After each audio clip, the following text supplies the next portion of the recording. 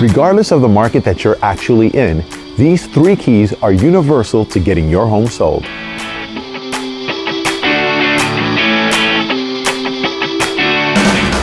Key number 1 is proper access.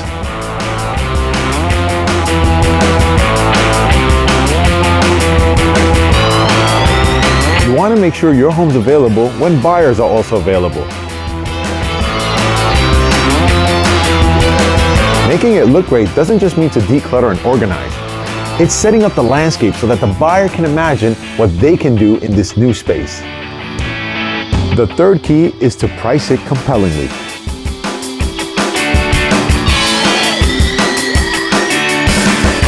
Current homes that are for sale are actually competing for your same buyer.